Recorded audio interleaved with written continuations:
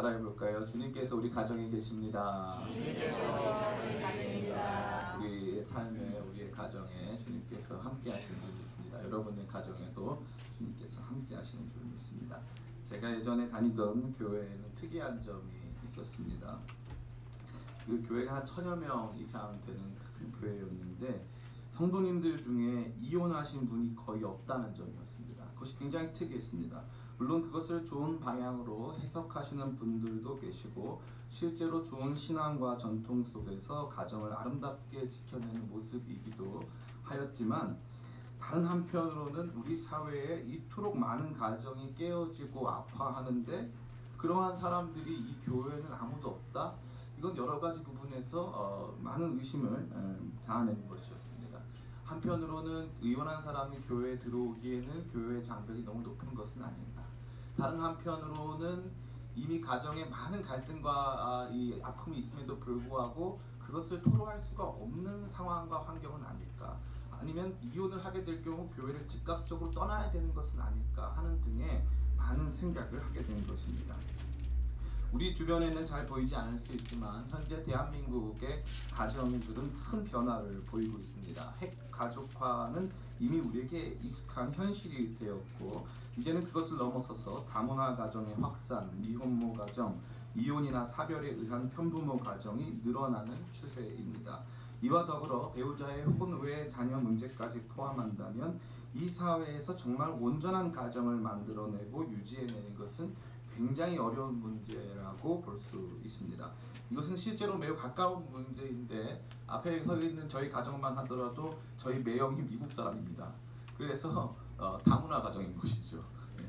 그러한 일들이 아주 빈번하게 또 우리 사이에서 가깝게 일어나고 있다는 것입니다. 더욱이 법적으로나 사회적으로 가정의 외양이 잘 갖춰져 있다고는 볼 수 있지만 그 내면에 들어가 보면 이 고부 갈등이나 시댁 친정 문제, 더 심한 경우에는 폭력, 가정 폭력과 가정 내 차별 등이 존재하는 경우가 너무나 많기에 가정 문제가 이 사회에 없다고는 결코 말할 수 없다는 것이죠. 이러한 사람들에게 제가 오늘 나와서 웃는 표정으로 5월은 가정의 달이니까 여러분 가정 잘 지키시고 가정을 하나님 나라 천국처럼 만드세요 라고 말한다면 어떤 마음이 들까요? 그것은 마치 목사님은 우리 가정사를 잘 모르시네, 목사님은 우리 가정에 대해서는 관심도 없으시네, 목사님 저는 고아예요, 목사님 저희 가정 이혼했어요, 목사님 저희 가정 난리도 아니에요, 이러한 이야기가 마치 저에게는 들려오는 것만 같았습니다. 저에게 제일 어려운 설교 한 편을 하라고 한다면 그것은 무슨 설교냐면 가정 설교예요. 가정 설교. 겉으로는 다 좋은 척하지만 내면에 들어가 보면 다 가정 때문에 아파하고 가정 때문에 힘들어하고 가정 때문에 깨져 있는데 겉으로만 좋게 웃으면서 설교해야 된다는 강박이 설교자들에게 많이 있기 때문에 그렇습니다. 여러분에게 실제로 고통을 주는 사람은 누구입니까? 지나가는 사람입니까? 지나가는 사람은 여러분에게 큰 고통을 주지 못합니다. 교회 성도들이요, 아픔을 좀 줄 수 있지요. 진짜 우리에게 고통을 주는 사람은 다른 사람들이 아니라 우리랑 가장 가까운 사람들입니다. 가장 가까운 부모, 가장 가까운 자녀, 가장 가까운 형제, 자매가 우리에게 구체적인 상처와 아픔을 주기에 그것으로 말미암아 잘못된 인격이 형성되고 그 잘못된 인격으로 말미암아 내가 가정을 이루었을 때 내 가정이 나 때문에 상처받고 나 때문에 아파하는 악순환이 계속된다는 것입니다. 완벽한 가정이 되기에는 외면적으로나 내면적으로 제대로 된 조건도 없고, 그 내면적으로나 외면적으로 한 뜻은 무엇이냐 하면은 완벽한 가정이 되기에는 목사님 저는 이미 남편이 없어요, 목사님 저는 이미 이 부모님 다 돌아가셨습니다, 목사님 저는 이미 우리 가정은 다 끝나버렸어요 라는 외면적인 부분과 동시에 완벽한 가정이 되고 있는 내면적으로 우리 가정은 이미 남편이 외도가 시작된 지가 오래되었고 그것을 끊지 못한 지가 너무 오래됐다 하는 내면적으로 제대로 된 조건도 갖추어지지 못한 수많은 가정들이 지금도 소리 없는 눈물을 흘리고 가정의 변화는 그건 내게 사치다, 우리 가정이 변화되고 우리 가정 안에서 새로운 일들이 시작되고 우리 부모님이 하나님을 믿고 영접하고 이건 나에게 조금도 일어날 수 없는 일이라고 생각하는 사람들이 너무나도 많다는 것입니다. 그러나 제가 놀랍고 기쁜 소식을 여러분에게 전해드리고 싶습니다. 하나님께서는 그러한 깨어진 가정을 통해서 일하시는 분이십니다. 아멘. 하나님께서는 깨어진 가정, 외면적으로, 다시 말해서 그 조건적으로 남편이 없거나 아내가 없거나 내가 고하거나 어떠한 상황이 됐건 그러한 가정을 통해서 일하시고, 내면적으로 이미 다 갈갈이 찢어져서 다시 이 상처를 봉합할 수 없을 것만 같이 서로에게 아픔이 되고 있는 가정에서도 하나님께서 일하신다는 사실입니다. 깨어진 가정의 그 정도가 얼마나 심하든지, 얼마나 그 상처가 심하든지 상관없습니다.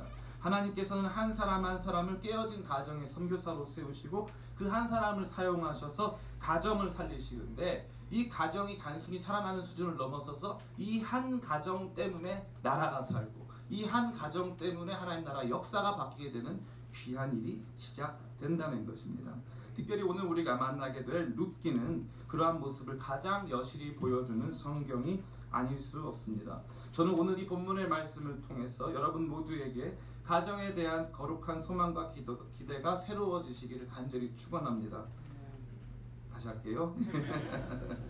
여러분 모두에게 가정에 대한 소망과 기대가 새로워지시기를 간절히 축원합니다. 그래서 5월은 가정의 달이라고 하면 진정으로 기뻐할 수 있고, 맞아, 우리 가정 때문에 내가 살았어, 우리 가정 하나님 나라 역사에 쓰임받을 거야 라는 거룩한 기대감으로 진정으로 기뻐하고 진정으로 소망을 삼을 수 있는 가정들 다 되시기를 예수님의 이름으로 축원합니다. 오늘 이 룻기의 배경이 되는 시대는 사사 시대입니다. 왕이나 대통령이 아닌 탁월한 한 명의 지도자가 나라를 구원하고 구출하던 시대였는데, 이 시대는 이스라엘 역사상 가장 어두운 시대였다고 할 수 있습니다. 어두운 이스라엘 사회를 벗어나서 행복한 삶을 살고 싶었던 한 여인이 있었습니다. 그 여인의 이름은 나오미였습니다. 성이 나신 아니고요. 나오미였습니다. 이 나오미의 가정은 이스라엘 백성으로 살아가기에는 그 땅에 이 기근도 들고 흉년도 들고 왜 이렇게 하나님께서 그 땅을 가만히 두시지 않는지 답답한 마음에 좀 평안하고 안정한 땅 모압으로 이민 가기로 결정합니다. 모압으로 행복해지려고 이민 갔습니다. 근데 거기에서 어려움을 만나게 되는 것이죠. 그것은 바로 이 가정의 완전한 붕괴입니다. 단순히 내면적 붕괴, 남편이 외도를 하거나 자녀들이 속을 썩이는 수준의 가정의 붕괴가 아니라 완전히 가정이 없어진다는 것이죠. 룻기 1장 1절부터 5절까지의 말씀입니다. 제가 읽어드리겠습니다. 사사들이 치리하던 때에 그 땅에 흉년이 드니라. 유다 베들레헴에 한 사람이 그의 아내와 두 아들을 데리고 모압 지방에 가서 거류하였는데, 그 사람의 이름은 엘리멜렉이요 그의 아내의 이름은 나오미요 그의 두 아들의 이름은 말론과 기런이니 유다 베들레헴 에브랏 사람들이더라. 그들이 모압 지방에 들어가서 거기 살더니 나오미의 남편 엘리멜렉이 죽고 나오미와 그의 두 아들이 남았으며, 그들은 모압 여자 중에서 그들의 아내를 맞이하였는데 하나의 이름은 오르바요 하나의 이름은 룻이더라. 그들이 거기에 거주한 지 10년쯤에 말론과 기런 두 사람이 다 죽고 그 여인은 두 아들과 남편의 뒤에 남았더라. 나오미의 처지를 한마디로 보여주는 단어가 뭐냐면 그 여인은 두 아들과 남편의 뒤에 남았더라. 남겨진 자인 거죠. 이 남편도 잃어버렸는데 자기에게 소망과 기대를 줄 수 있는 두 아들마저 완전히 잃어버린 상태가 된 것입니다. 누가 나오미 한 여인을 바라보면서 한 가정이라고 당신에게 소망이 있다고 말해줄 사람이 누가 있겠습니까? 단 한 사람도 없습니다. 당신은 끝났어. 당신은 이제 무슨 가정을 이룰 소망은 갖지만, 물론 당신이 어디서 남편 한 명 만나서 그저 삶의 위로를 줄 수는 있겠지만 당신의 가정에서 새로운 소망이 일어날 것은 없어 라고 말하는 것이 세상의 시선 아니겠습니까? 하나님의 역사의 출발은 바로 이 지점에서 출발한다는 것이죠. 더 이상 가정을 가정이라고 부를 수 없을 만큼 완전히 붕괴되고 완전히 깨지고 아무런 조건도 갖춰지지 않은 바로 그 상태에서 하나님께서 가정을 만드신다는 거죠. 저는 여러분들이 이 하나님의 놀라우신 역사를 함께 바라보게 되기를 간절히 원합니다. 나오미는 다시 결혼할 수 있는 것도 아니었고, 다시 결혼한다 할지라도 다시 출산을 할 수 있는 것도 아니었습니다. 그러나 그럼에도 불구하고 이 한 가정이 회복되고 완전히 붕괴된 이 가정에서 새로운 싹이 돋아나서 이스라엘의 왕 다윗이 준비되는 것입니다. 완전히 없어진 것 같은 가정, 완전히 소망이 없는 그 가정이 다시 말해서 이스라엘의 역사를 바꾼다는 것이죠. 이 사사기는 마치 위대한 역사의 이야기를 막 하다가 갑자기 깊은 계곡에 들어간 것과 같습니다. 무슨 말이냐면 그 전까지는 역사 얘기를 했거든요. 이스라엘이 전쟁을 했다, 사사들이 나와서 어떻게 통치했다, 막 이 정치 얘기, 국가 얘기, 군사 얘기, 사회 얘기를 막 하다가 갑자기 이 사사기에, 룻기에 들어서서는 갑자기 한 가정의 비참한 이야기, 그 가정이 회복되는 이야기를 저와 여러분에게 보여주고 있다는 것입니다. 왜 그렇습니까? 따라해볼까요? 가정의 회복이 역사의 시작, 그것을 보여주기를 원한 것입니다. 한 가정의 회복이 이제 새롭게 시작되는 다윗 왕의 시대를 어떻게 준비하고 있었는가를 보여주기를 원했다는 것이죠. 굉장히 독특한 점은 룻기에 나타나는 가정은 그야말로 우리가 생각하는, 현대에 우리가 생각할 수 있는 모든 어려움을 가지고 있었다는 측면입니다. 특별히 우리는 가정 그러면 어떻게 생각하냐 하면 엄마, 아빠, 우리 자신, 그래서 이 혈연적인 유대를 강조하고 있습니다. 강한 혈연적 유대를 갖는 것이 가족이라는 첫 번째 1차적인 개념이 존재한다는 것이죠. 그런데 재미난 것은 하나님께서 새롭게 세워가시는 이러한 가정은 강한 혈연적 유대를 갖지 않았다는 특징입니다. 나오미는 시어머니고 룻은 며느리입니다. 심지어 며느리 룻은 이스라엘 사람, 다시 말해서 동족이 아니라 이방 여인입니다. 이것을 지금의 말로 바꾼다면 무슨 가정입니까? 아멘, 다문화 가정입니다. 다문화 가정인데 그나마 남편이나 아들이 살아있다면 어떠한 방향이 되었건 소망도 있고 기대감도 있을 터이지만, 나오미에게 살아남은 가족이라는 것은 피 한 방울 섞이지 않은, 심지어 민족도 다른 며느리였다는 것입니다. 시어머니와 며느리를 한자로 고부라고 합니다. 저는 이 고부와 관련된 이 단어는 고부 갈등 외에는 들어본 적이 없습니다. 고부와 관련된 다른 단어를 들어본 적이 없어요. 고부 사랑, 고부 여행, 고부들이 이제 모여가지고 우리 같이 여행 가자 해서 고부들끼리 딱 독특하게 여행을 간다든가 이런 거는 거의 들어본 적이 없습니다. 그런데 나오미가 얼마나 비참합니까? 다 잃어버리고 남은 건 며느리예요. 며느리도 비참합니다. 사랑하는 남편을 잃어버리고 남은 건 시어머니예요. 얼마나 안타깝습니까? 이러한 상황에서 무슨 소망이 있다는 말입니까? 심지어 이 룻기의 이야기는 며느리가 새로 시집가서 아이 낳는 내용 아닙니까? 이거 자기 아들 죽었는데요, 우리 며느리가 새로 시집가서 아들을 낳았어, 그게 내 아들과도 같아. 이런 부모가 있을까요? 없을까요? 네, 그걸 축복해줄 만한 부모가 있을까요? 없을까요? 남 얘기죠. 피도 한 방울 안 섞였는데요, 며느리는 이방 사람인데요, 내 아들은 죽고 없는데요, 거기에서 무슨 소망과 기대가 있을 수 있단 말입니까? 없죠. 아무것도 없습니다. 그런데 하나님께서는 지금 우리가 보기에는 현실적으로 아무런 의미를 부여할 수 없는 고부가 남아있고요, 예? 심지어 이방 여인이고요, 심지어 이 여인들에게는 아무런 소망과 기대가 없다는 것이죠.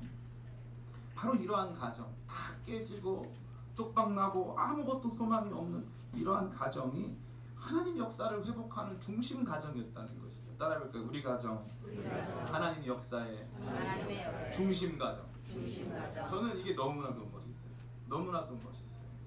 제가 어저께 TV를 봤습니다. TV 잘 안 보는데 옆에서 도와주시는 분이 계셔가지고 TV를 봤습니다. 예능 프로그램 중심으로 옆에서 이렇게 저를 보필해 주신 분이 계신데, 나 혼자 산다. 나 혼자 산다. 그거 봤어요. 저의 라이벌이 있습니다. 다니엘 헤니. 그 저희 집사람이 저한테, 아이고 제가 말해버렸네요. 저한테 왜 다니엘 헤니를 이렇게 좋아하냐, 남자가. 그래서 제가 그런 얘기를 했어요. 다니엘 헤니를 보면 나를 보는 것 같다. 오해하지 마세요. 나는 이제 정말 제가 아니라 제가 되고 싶은 나. 네, 다니엘 헤니 키가 188이고요. 농구도 잘하고 얼굴도 그렇게 하얗고 너무나 멋있는 것이죠. 너무나 멋있는 것. 제가 궁금하지 않습니까? 부모님은 누군가. 근데 나 혼자 산다 보니까 부모님이 나오더라고요. 엄마가 나와요. 엄마가. 그 엄마가 누구냐? 엄마가 6.25 났을 때 이 버려진 입양아라는 거예요. 엄마가 입양하여서 미국 가가지고 미시간에서 남편 만나서 이 결혼해서 살았다는 거예요. 그래서 다니엘 헨리를 낳았다는 거죠. 그런데 이 다니엘 헨리가 하는 말이 있어요. 엄마는 나의 영웅이에요. 혼자 버려져서 저 2억 마일리 땅에 버려진 그 한 여자아이, 그 한 여자아이를 누가 주목하겠습니까? 누가 바라보겠습니까?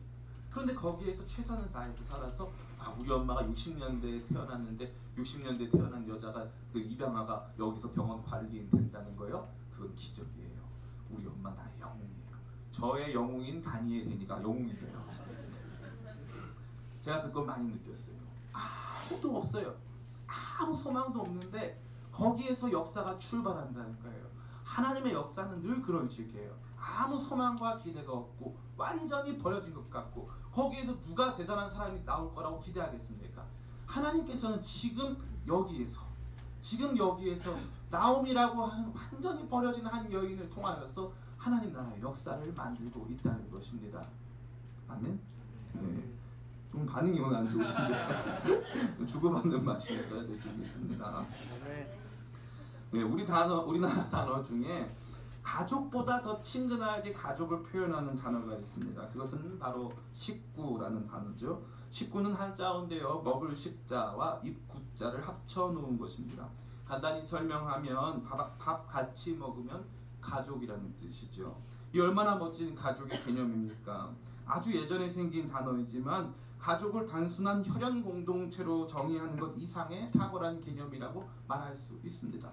피가 섞여야 돼. 너는 서자야, 너는 적자야, 너는 신분이 높아, 낮아, 너는 입양당했어, 너의 부모님은 이런 사람이야. 그런 건 묻지 않고 우리 집에서 같이 밥 먹으면 우리 식구야, 내 가족이야 한다는 것이죠. 하나님께서도요, 마치 하나님 구약의 하나님은 혈통을 중시하시는 것처럼 보여지지만 그 혈통을 중시한다는 것은 우리가 최소한 우리에게 주어진 이 가정의 순수성을 지키는 데에 그 관심이 있으셔서 그런 것이지, 하나님께서는 혈통만 중시하셔가지고 혈통 외의 사람들을 다 무시한 것이 결코 아닙니다. 그렇다면 왜 이방 여인 룻을 이 이야기의 중심 주인공으로 삼으셨겠습니까? 왜 이방 여인 한 룻의 믿음을 통하여서 한 가정이 회복됐는데 그 사람 안에서 다윗이 태어나게 하셨겠습니까? 단순히 혈통만을 중시하시고 우리가 생각하는 생각 수준의 가족만을 중시하신 분이 아니라는 것입니다. 어떠한 상황과 환경 속에서도 하나님께서 함께 살게 하신 이 공동체를 우리 가족으로 여기고 그 가족 안에서 새로운 일들을 만들어 가도록 하나님께서 말씀하신 것입니다. 하나님께서 이와 같이 완전히 깨져버린 한 가정을 은혜 가운데 회복하시는 것입니다. 물론 어떤 분들은 저에게 이러한 반론을 제기하실 수 있습니다. 목사님 룻기는 오히려 혈통을 중시합니다. 보아스는 나오미의 남편 엘리멜렉의 친족이었기 때문에 그들의 혈통이 계속 이어져가는 것을 보여주는 것이지, 목사님 말씀하신 대로 혈연 다 무시하고 아무나 가정으로 인정해주는 것은 아니란 말입니다. 이렇게 말씀하시면 제가 드리는 대답은 한 가지입니다. 맞습니다. 룻기를 정확하게 이해하는 것입니다. 그러나 거기에는 몇 가지 한계를 가지고 있습니다. 현재 우리는 신약 시대에 살고 있습니다. 또한 우리는 이스라엘 유다 지파가 아니어서 우리가 아무리 혈연을 중시해서 우리 자손 혈연을 중시해서 혈연 중심성을 지킨다 할지라도 우리 자손 중에서 메시아가 태어날 확률은 제로입니다. 없어요. 우리는 그런 사람들이 아니라는 거예요. 그런데 하나님께서는 왜 이 이야기를 저와 여러분에게 주셨냐 하는 것이죠. 뿐만 아니라 보아스보다 더 가까운 기업 물을 자도 존재했어요. 그러나 그는 자기 자신의 손해가 있을 것 같아서 자기 자신의 이 가정으로 이 이방 여인을 데리고 오는 것을 꺼려했습니다. 그러기에 룻기의 이야기는 단순히 어떻게 해서든지 혈연을 이어가는 것이 중요하다는 방식으로 이해되는 데에는 많은 한계가 있다는 것입니다. 대신 우리는 하나님이 다 무너져버린 엘리멜렉의 가정에 남은 자 나오미를 어떻게 회복시켜 주시는가에 주목할 필요가 있습니다. 이방 며느리를 데리고 아무 소망도 없이 다시 고향으로 돌아온 나오미를 하나님께서는 귀히 여기시고 아무 소망도 없는 그 가정을 회복시키신 것입니다. 그렇다면 우리의 이 질문은 이 가정이 어떻게 회복됐냐 이겁니다. 그럼 중요한 건 이거 아니겠습니까? 목사님 좋습니다. 다 깨져버린 가정도 회복된다고요. 이 가족 중에 가장 안 친한 고부끼리 있어도 가정이 된다고요. 맞습니다.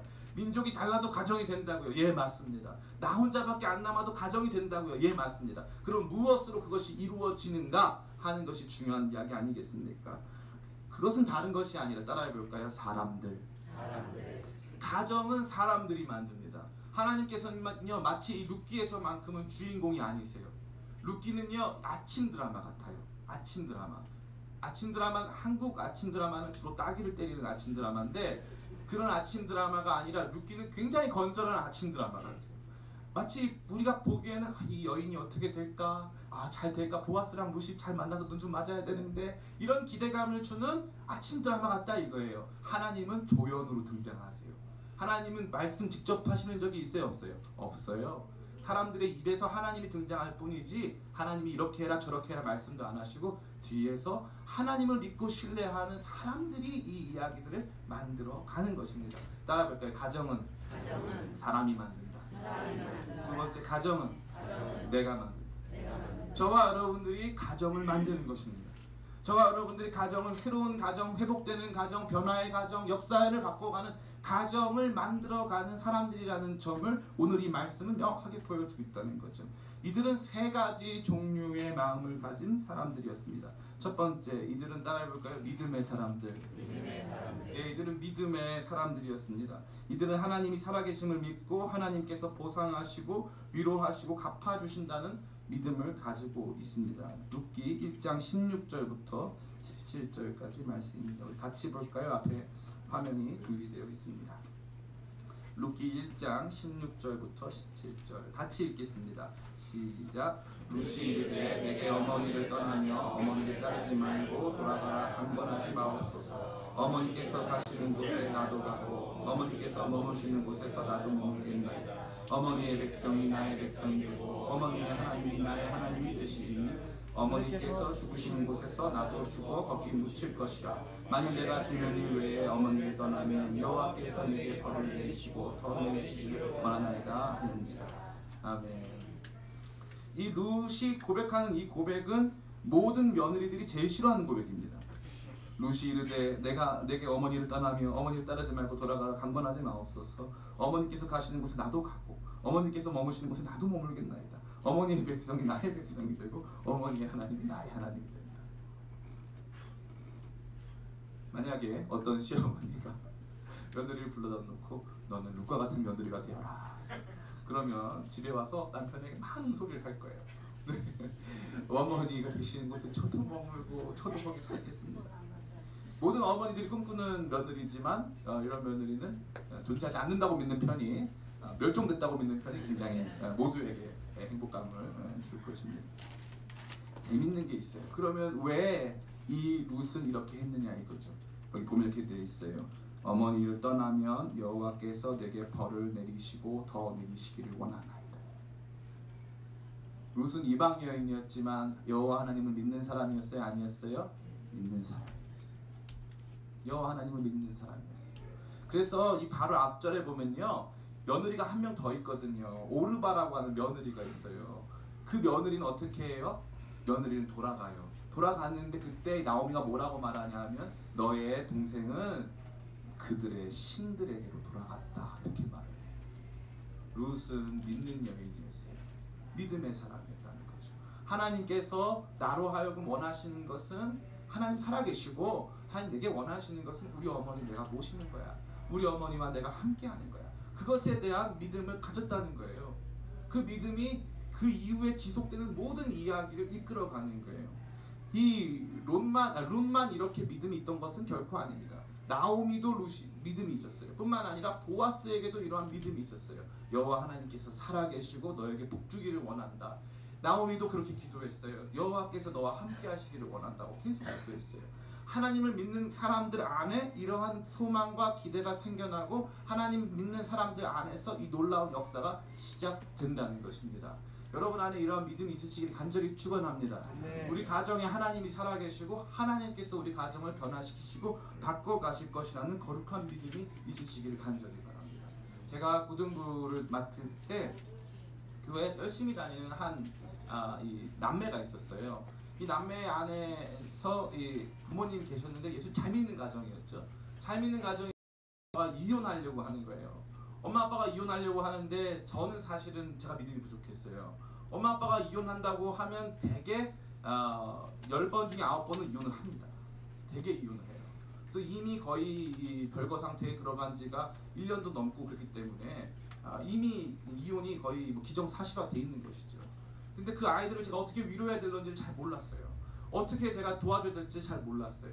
근데 이 친구들은요, 늘 하는 말이 있어요. 목사님 기도해 주세요. 전도사님 기도해 주세요. 우리 엄마 아빠 다시 회복될 수 있도록 기도해 주세요. 놀라운 일이 발생했는데 그 가정에서 할머니가 돌아가시면서 그 사위가 왔잖아요. 오니까 손을 붙잡고 몇 마디 얘기를 했는데 울면서 회개해서 온 가정이 다시 하나 됐다는 거예요. 이해할 수 없는 방식으로 완전히 깨진 가정이 하루아침에 그냥 하나 됐다는 거죠. 자기 잘못했다고 남편이 거기서 회개하고 거기서 회복되는 것을 제가 두 눈으로 봤어요. 오히려 저는 못 믿었어요.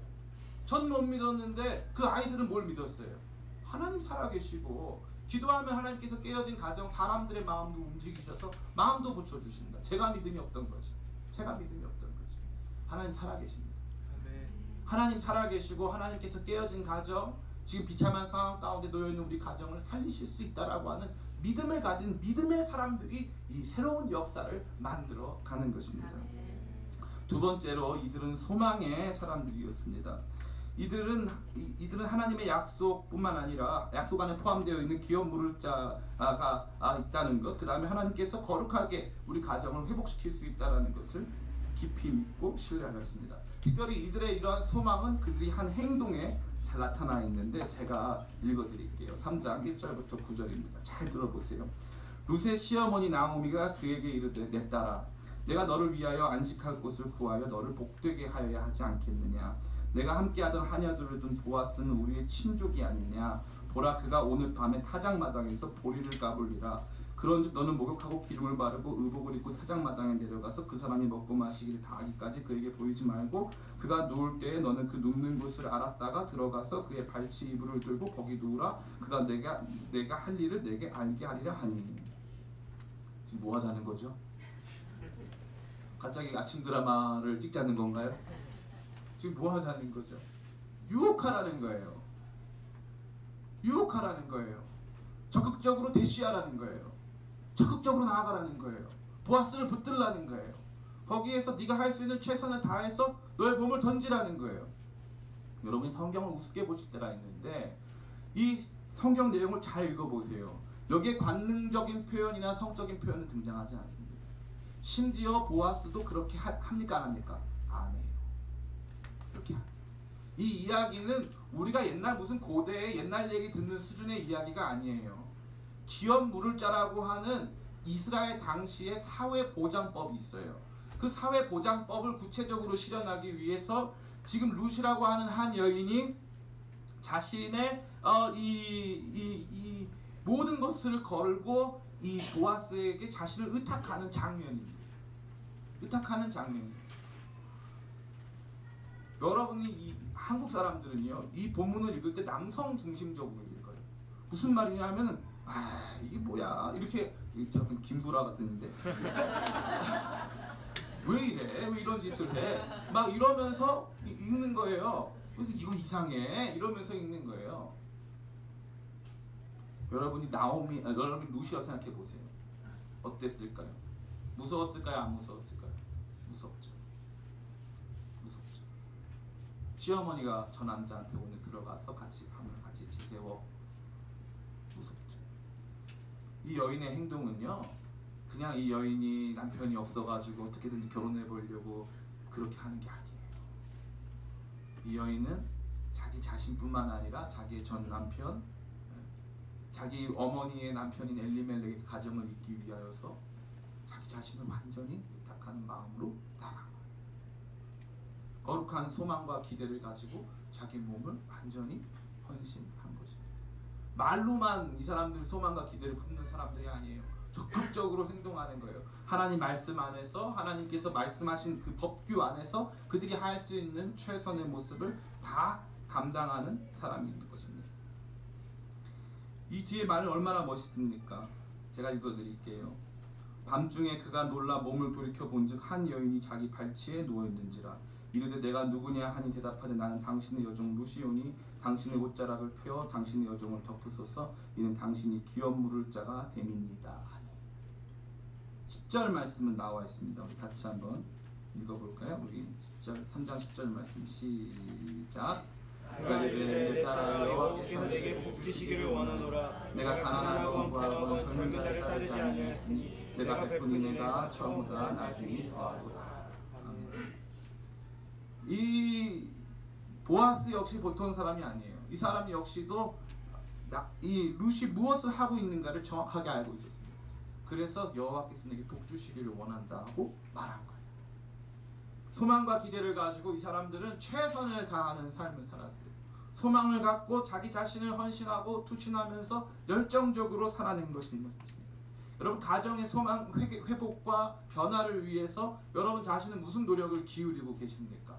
이 소망을 한다는 것은, 바라는 것이 있다는 것은 우리 자신을 움직이는 거예요. 사람은 왜 죽죠? 소망이 없어서 죽는 거예요. 희망이 없어서 죽는 거예요. 내가 모든 것을 다 가지고 있다고 해도 희망이 없고 더 살아가야 할 이유가 없다면 아무도 살 수가 없습니다. 그런데 소망이 있으면요, 생명을 담보로 혹은 그 이상의 것을 담보로 자기 자신을 던질 수 있는 인생이 된다는 것입니다.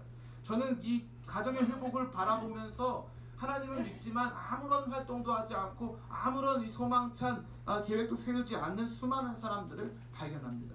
그것은 안타까운 일입니다. 가정의 회복과 변화를 위해서 그것을 진정으로 소망한다면 기도해야 될 줄 믿습니다. 그뿐만 아니라 더욱더 권면하고 기도하는 가운데 잘해줄 필요가 있다는 것이죠. 남편들이 교회 안 나시는 분들 계십니다. 그런 분들이 해야 되는 첫 번째 것은 무엇일까요? 먼저는 당연히 기도죠. 두 번째는 무엇입니까? 소망을 가지고 행동하는 것입니다. 이 부인들이 할 수 있는 것 중에 제일 안타까운 건 뭐냐면 당신은 안 돼 라는 거예요. 당신은 안 돼. 당신은 포기했어. 당신은 그런 사람이야. 그러면 안 돼요. 남편이 약할까요? 부인이 약할까요? 남편이 약합니다. 남편은 다 약자예요. 이런 말을 하면 다들 뭐 이렇게 목사님 오늘 다 은혜가 되다가 갑자기 여기서 은혜가 안 되는 이러실 수 있지만 남편이 훨씬 약해요. 나이가 먹으면 먹을수록 남편들이 약해지는 거예요. 누가 강합니까? 부인들이 강해져요. 부인들이 강해요. 강하니까 어떻게 해줘야 돼요? 잘해줘야 돼요. 강하니까 잘해줘야 돼요. 남편을 잘 해서 소망을 가지고 우리 남편 참 멋있어요. 우리 남편 참 잘하고 있어요. 이런 마음 가지면서 해야지. 당신은 말이야. 당신은 뭐 돈도 쥐꼬리만큼 벌어가지면서. 쥐꼬리 보셨어요? 쥐꼬리 보셨냐고요? 쥐꼬리 팔면 뭐가 나오는지 아세요? 아무것도 안 나와요. 당신은 말이야 돈도 쥐꼬리만큼 벌어다 주면서 말이야 집에서 말이야 이렇게 막 아이들한테 조금만 뭐라고 하려고 하면 당신이 뭐 잘한 게 있다고 그래. 아무런 소망이 없는 거예요. 우리 남편이 대단한 사람이 될 수 있고 우리 남편이 훌륭한 사람이 될 수 있고 좋은 믿음의 집사님 장로님도 될 수 있고 우리 남편이 정말 달라질 수 있다라고 하는 기대와 소망을 가지고 그런 사람처럼 대우해 줘야 되는데 그러한 지혜가 저와 여러분 가운데 있어야 하는데 그것이 없는 사람들이 너무 많다는 거예요. 너무 많다는 거예요. 따라해 봅시다. 소망 가지고 행동하자. 소망은 우리로 하여금 거룩한 행동을 만들어 내는 것입니다. 그것이 너무나도 중요한 것이죠. 마지막으로 이들은 따라해 볼까요? 사랑의 사람들. 예, 이들이 보여준 사랑은 며느리가 시어머니를 향한 사랑, 시어머니가 며느리를 향한 사랑, 이방 여인을 향한 애틋하고 불쌍히 여기는 사랑. 이들의 사랑은 서로에 대한 책임을 지고 서로를 불쌍히 여기는 사랑이었다는 거예요. 제가 여기서 우리 사모님 흉을 좀 보자면요, 제가 가끔 그런 말을 해요. 당신 불쌍해 이런 말을 해요. 그러면은 우리 사모님이 나 불쌍하게 생각하지 마 막 이래요. 저는요, 근데 제가 불쌍하다는 뜻은 뭔지 아세요? 사랑한다는 뜻이에요. 사랑한다. 세상에서 제일 사랑하는 사람들이 느끼는 감동은 뭐냐면 불쌍해 보이는 거예요. 밥 못 먹어서 불쌍해 보이고 어이구 그랬구나, 불쌍하구나. 엄마가 아이들 보면 어떤 마음입니까? 불쌍해. 우리 아이들 어깨 축 처져 있으면 야 어깨 펴 어깨 펴. 불쌍해 보이는 거예요. 짠해 보이는 거예요. 누가 그랬어 누가 그랬어. 예? 밥은 먹었는지 책임지고 싶은 마음이 있는 것입니다. 그런데 오늘날은요 다 나 동정하는 거예요. 왜 나한테 불쌍하다고 말해요? 우리 사람은 다 불쌍한 거예요. 사람은 다 불쌍해요. 다 아파요. 다 힘들단 말이에요. 서로를 바라보면서 측은히 여기고 불쌍히 여기는 거. 여기 제일 많이 등장하는 건 뭡니까? 제일 많이 등장한 건요, 며느리는 시엄마 안 버려요. 시엄마도 며느리 안 버려요. 보아스도요, 이 이방 여인 룻 자기에게 온몸을 던져서 자기 아내로 삼아달라고 지금 외치는 이 여인을 안 버린다는 거예요. 사람들은 막 이래요. 아, 룻이 젊었고 보아스가 나이가 많았기 때문에 보아스는 엄청 남는 장사를 했다. 첫 번째, 이거 반론이 있어요. 첫 번째, 그러면 첫 번째 이 사람 말고 보아스보다 먼저 룻과 결혼할 수 있는 조건이 있는 사람이 있었어요. 그 사람이 결혼했습니까? 안 했습니까? 안 했어요. 두 번째, 룻이 예쁘다고 성경에 기록되어 있어요? 안 기록되어 있어요? 하나님이 침묵하셨어요. 룻의 외모에 대한 하나님의 침묵. 그냥 선뜻. 그리고 시엄마가 가서 보아스한테 가라고 했을 때 예쁘게 입고 가라고 했어요? 대충 입고 가라고 했어요? 예쁘게 입고 가라고 했어요. 왜요? 예쁘게 입어야만 하니까요. 씻고 가야 하니까요. 시엄마가 갈 때 너는 얼굴이 대박이기 때문에 너는 그냥 가도 잘 될 거야, 이렇게 말 안 했어요. 잘 입고 가라, 최선을 다해서 씻어, 뭐 이러면서 보냈단 말이에요. 그러니까 룻이 예뻐가지고 뭐 사랑하고 이런 게 아니에요. 아까 읽었던 3장 10절 말씀 뭐라고 되어 있습니까? 그가 이르되 내 말이 여호와께서 내게 복 주시길 원하노라. 내가 가난하건 부하건 젊은 자를 따르지 아니하였으니 내가 베푼 인애가 처음보다 나중에 더하도다. 보아스가 보기에는요, 이 여인이요, 얼마든지 젊고 굉장한 사람 따라갈 수 있었는데 그렇게 하지 않았어요. 왜 그랬어요? 왜 그랬어요? 그 이유는요, 자기 시엄마 때문이에요. 자기 전 남편 때문이에요. 보아스가 돈 많아서 아니에요. 룻을 그렇게 나쁘게 보지 마세요. 보아스 역시도 룻을 그러한 관심으로 너는 현숙한 여인이고 너는 정말 이 하나님의 사랑을 받고 있는 사람이라는 관점에서 이해한 것이지, 그들의 사랑은 그러한 수준의 사랑인 것이지, 육체적으로 눈 맞아서 결혼하고 대충 그러면서 우리 자녀가 조건이 좋고 우리 며느리가 조건이 좋고 사랑받을 자격이 있어서 막 사랑해준다? 그거는 사랑도 아니에요.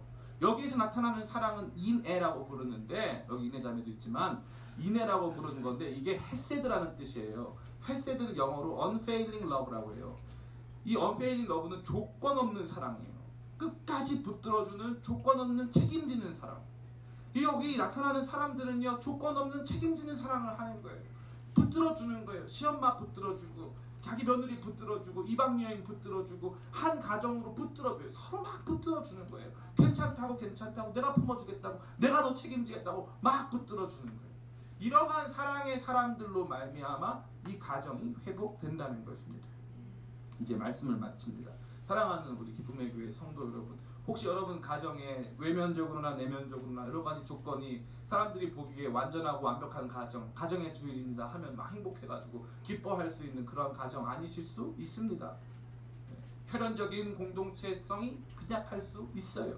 뿐만 아니라 내면적으로도 정신적으로도 공동체성이 빈약하고 우리 가정 다 망해버렸어, 우리 가정 아무것도 안 될 것 같다는 마음 생길 수 있습니다. 그런데 하나님께서는 우리가 보기에는 아무런 가정의 조건도 없는 룻의 가정을 통하여서, 나오미의 가정을 통하여서 이스라엘 역사를 바꾸십니다. 여러분의 가정을 통해서도 하나님께서 이스라엘 역사를 바꿀 수 있다는 것입니다. 수많은 사람들이요, 결국에는 룻이 아이를 낳아서 이스라엘 역사를 바꿨다. 저는요, 다니엘 헨리 얘기 다시 드리자면요, 미국에는 입양하는 사람들이 아주 많아요. 한국은 입양 보내는 사람이 아주 많아요. 한국에서는 가족을 혈연 중심체로 여기기 때문에 그래요. 그래서 피가 안 섞이면 가족이 아니라는 거죠. 그런데 미국에서는요, 그 입양받은 아이들을 잘 키워서 훌륭한 사람으로 만드는 많은 부모가 있어요. 역사를 바꿔가는 많은 사람들이 있단 말이에요. 그 사람들은 어떤 사람들이? 대부분 믿음의 사람들, 서로를 책임져주는 사랑의 사람들. 이 사람들의 이야기 속에 우리 주님은 조연처럼 숨으세요. 그 사람들이 그런 믿음과 소망과 사랑을 가지고 행동하며 멋있는 가정을 만들고 버려진 것 같은 그 아이를 통하여서 새로운 역사를 만들어 가도록 하나님께서 일하신다는 거예요. 이 거룩한 소망과 기대가 저는 저와 여러분들 안에 넘치게 되기를 소원합니다. 그냥 나밖에 모르고 우리 가정, 우리 혈연 공동체, 그게 전부가 되어버리는 사람들이 아니라 내게 주어진 사람들을 사랑으로 품으면서 식구, 같이 밥 먹으면 우리 식구지 하면서 여러 사람 품어주는. 그래서 저는 우리 이 가족 중에서도 너무 이 돈이 많으시거나 이런 분들 계시다면 입양도 추천드립니다. 그렇게 해서라도 한 사람 한 사람을 살려서 새로운 역사의 주역으로 만들어가는 귀한 일들이 여러분 가운데 넘치기를 원합니다. 특별히 하나님께서는 깨어진 가정을 회복시키시면서 하나님 나라의 역사를 만들어 가신다는 사실을 잘 기억하고 여러분이 그 역사의 주인공이라는 사실을 기억하시길 바랍니다. 따라해볼까요? 가정을 세울 때는 하나님은 조연, 내가 주연. 여러분이 주연이에요. 믿음과 소망과 사랑의 대본을 가지고 내 역할을 최선을 다해서 감당할 때 하나님이 뒤에서 도우세요. 그래서 오늘 읽은 말씀이 뭐라고 합니까? 보아스가 룻과 동침함에 하나님께서 임신하게 하셨다고 했어요. 하나님께서 그 뒤를 도와주시는 거예요. 우리 각 가정 속에서 여러분들이 믿음과 소망과 사랑의 주연으로 각 가정의 회복자 다 되시기를 예수님의 이름으로 축원합니다. 따라해볼까요? 우리 가정 새로워진다. 우리 가정 역사의 시작. 우리 가정 너무나 중요하다. 그러한 마음 가지고 가정의 달에 가정의 회복을 위해서 믿음과 소망으로 살아가는 저와 여러분 다 되시기를 예수님의 이름으로 축원합니다. 우리